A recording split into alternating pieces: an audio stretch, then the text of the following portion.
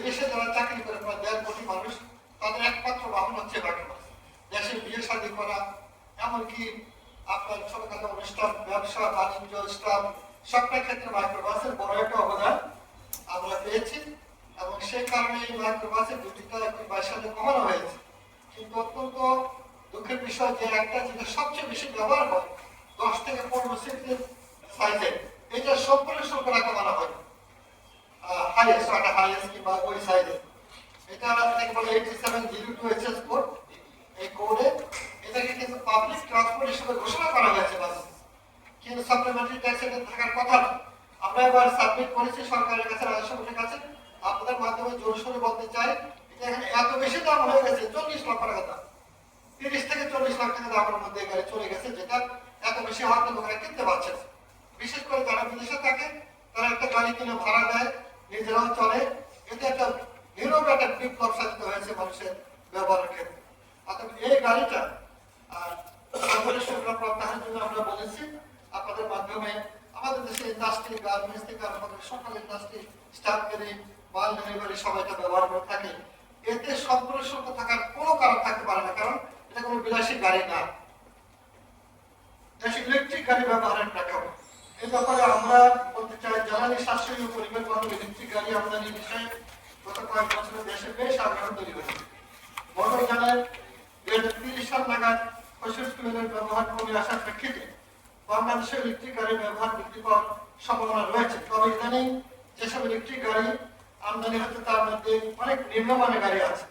দেশে ইলেকট্রিক গাড়ি, হাইব্রিড গাড়ি, প্লাগ ইন হাইব্রিড এবং হাইড্রোজেন গাড়ি আমদানির ব্যবহারের বিষয়ে অংশগ্রহণমূলক ও ব্যাপক ভিত্তিক আলোচনার মাধ্যমে একটি গ্রহণযোগ্য নীতিমালা প্রয়োজন।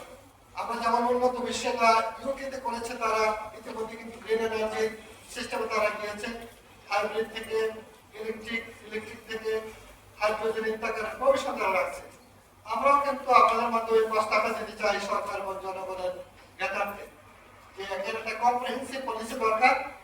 যদিও মিনিস্ট্রিগুলো এখানে থেকে কিছু কাজ করছে, কিন্তু একক মিনিস্ট্রি নয়, বাংলাদেশে মিনিস্ট্রি অফ ট্রান্সপোর্ট বলে মিনিস্ট্রি নয়, যার জন্য বিভিন্ন মিনিস্ট্রি বিভিন্ন রকমের করছে। আমরা এই ব্যাপারে সরকারকে সহায়তা করতে চাই আমাদের অভিজ্ঞতার আলোকে এবং উন্নত বিশ্বের মডেলে আমরা সে ব্যাপারে সরকারকে সহায়তা করার প্রস্তাব করছি।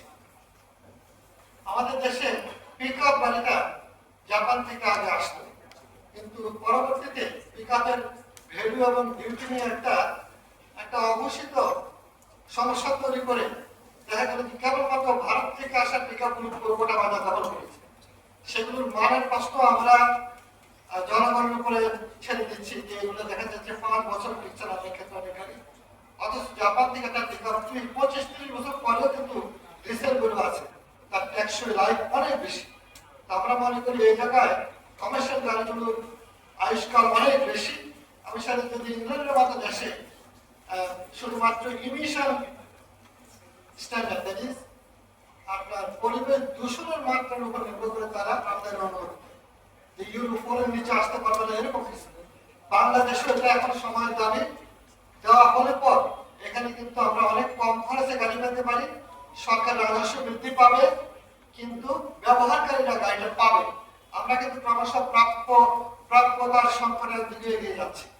ফলে আমার মনে হয় এই জায়গায় পলিসিগত আমদানি পলিসিতে পরিবর্তন দরকার, রাজস্ব পলিসিতে পরিবর্তন দরকার, এবং ভ্যালুয়েশন যে ধরা হয় রিকন্ডিশন গাড়ির ক্ষেত্রে, সেটা কমার্শিয়াল গাড়ির ক্ষেত্রে যেভাবে 35% মাত্র ডিপ্রিসিয়েশন দিয়ে করলে এগুলো প্রতিযোগিতায় আসতে পারবে।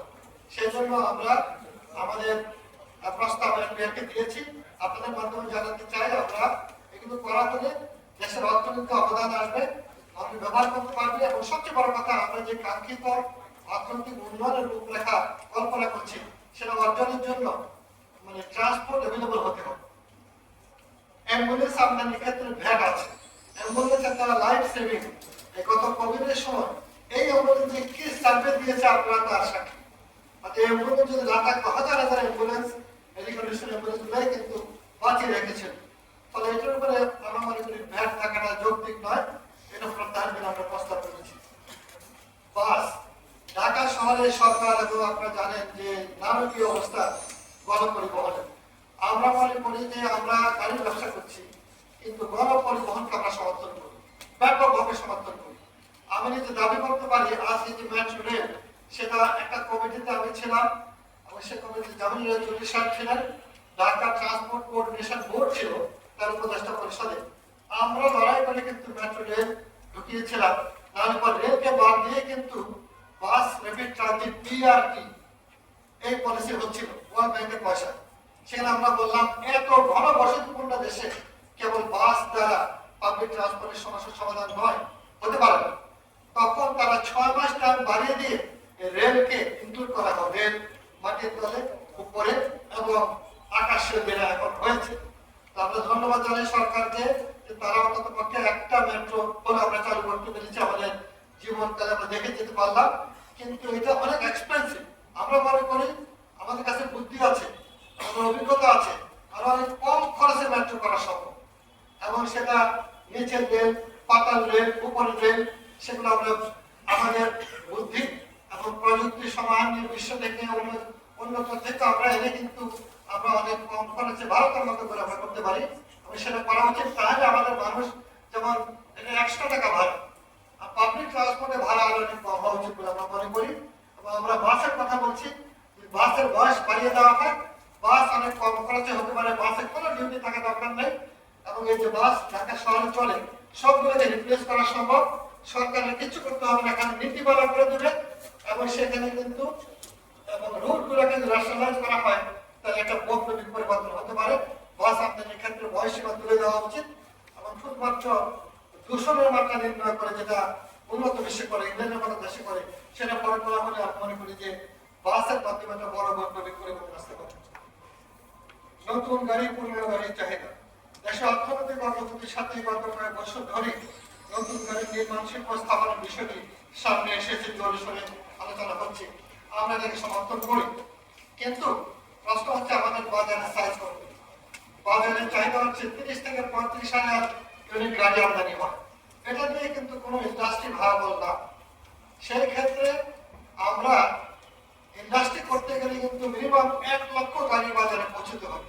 সেটা সম্ভব যদি সরকার গাড়ির ডিউটি কমিয়ে দেন এবং গাড়ি উৎপাদন এবং আমদানির ক্ষেত্রে দুই জায়গাতেই কিন্তু রাখতে হবে। কারণ উৎপাদন করবেন আমরা একটা দুটো মডেল হতে পারে, অনেকগুলো মডেল সম্ভব এরকম ছোট মার্কেট।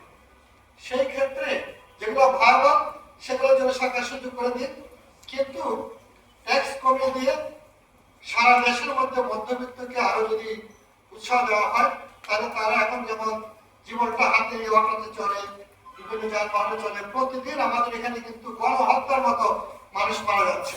বছরে 20 থেকে 25 হাজার মানুষ মারা যাচ্ছে, লক্ষাধিক মানুষ পঙ্গুত্ব বরণ করছে। এই ভয়ঙ্কর অবস্থা থেকে উঠতে জন্য ট্রান্সপোর্টের একটা বৈপ্লবিক পরিবর্তন দরকার। আমি যেহেতু 50 বছর ধরে দাঁড়িয়ে কাজ করছি এবং চেষ্টা করেছি নিজের অভিজ্ঞতার আলোকে, আমরা আজকে অনেক লড়াই করে কিন্তু এই জায়গাটিতে আছি এবং আপনাদেরকে কৃতজ্ঞতা জানাচ্ছি। ব্যাপক জনসমর্থন, প্রশাসনের সমর্থন, আমাদের সেনাবাহিনী, পুলিশ সবাই কিন্তু আমাদের সমর্থন করাতে আমরা টিকে আছি। অথবা অনেকবার আমাদের বন্ধ করে দেওয়ার ষড়যন্ত্র হয়েছে, কিন্তু জনসমর্থনে আপনাদের সমর্থনের কারণে আমরা টিকে আছি। অর্থাৎ শিল্প হোক সেটা সমর্থন আমরা করি, কিন্তু তাই বলে কাউকে মনোপলি করে দিয়ে শিল্পের নামে এসে জোড়াতালি দিয়ে কোনো মতে বাজারটা দখল করবে, সেটা কিনতে বাধ্য করবে, সেটা কিন্তু হওয়া কোনো মতে উচিত নয়।